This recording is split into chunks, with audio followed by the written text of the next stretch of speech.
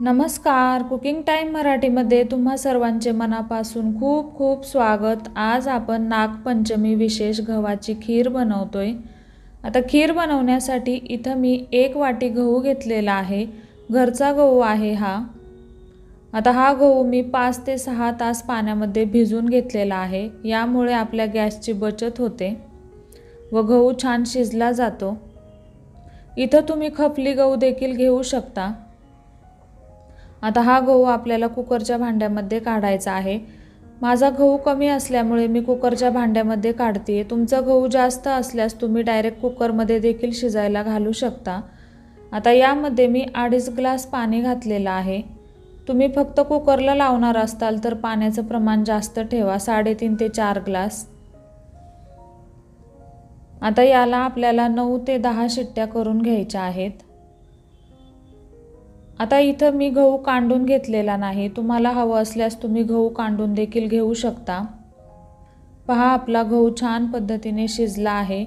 कुकरच्या मी 9 ते 10 शिट्ट्या केलेल्या आहेत। तुम्हाला हवं असल्यास तुम्ही 10 ते 12 शिट्ट्या देखील करू शकता। पहा, गहू छान शिजलेला आहे। आता याला आपल्याला ग्लासाने बारीक करून घ्यायचं आहे। तुम्हाला हवं असल्यास तुम्ही मिक्सरला देखील बारीक करून घेऊ शकता।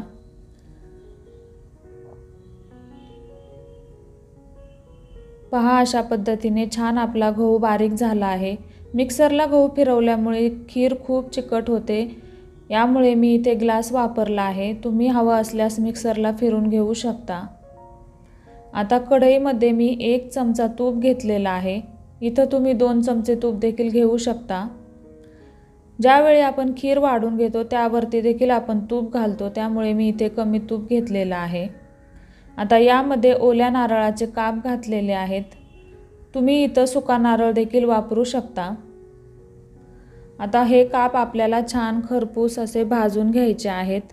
यानंतर यामध्ये मी खिसलेलं ओलं खोबरं घातलेलं आहे व मगजबी घातलेले आहेत। इथं ड्रायफ्रूट तुम्ही तुमच्या आवडीनुसार कुठलेही वापरू शकता। आता याला छान परतून घ्यायचं आहे। आता हे छान परतून झाल्यानंतर यामध्ये आपण शिजवलेला सगळा गहू घालणार आहोत। इथं ड्रायफ्रूट तुम्ही तुमच्या आवडीनुसार कुठलेही घेऊ शकता। ही खीर बनवण्यासाठी खरं तर खपली गव्हाचाच वापर होतो। खपली गहू सर्वांकडेच उपलब्ध नसतो, यासाठी इथं मी साधा घरचा गहू घेतलेला आहे। यामध्ये तुम्ही कुठल्याही क्वालिटीचा गहू वापरू शकता।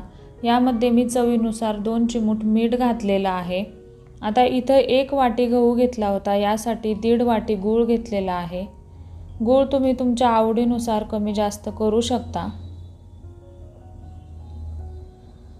कमी गूळ घातल्यामुळे ही खीर खूप पानसट लागते, यासाठी गुळाचं प्रमाण थोडं जास्तच ठेवायचं आहे। यामुळे खीर खूप छान लागते खाण्यासाठी। आता गूळ घातल्यानंतर हिला 6 ते 7 मिनिटं छान शिजून घ्यायची आहे गुळामध्ये। आता यानंतर यामध्ये सुंठ, बडीशोप, विलायची याची पूड घातलेली आहे मी। तुम्हाला आवडत नसल्यास तुम्ही फक्त विलायची देखील वापरू शकता। बडीशोप आणि सुंठ तुम्ही स्किप देखील करू शकता। यामध्ये ओला नारळ छान लागतो, यासाठी मी इथे ओला नारळच वापरलेला आहे।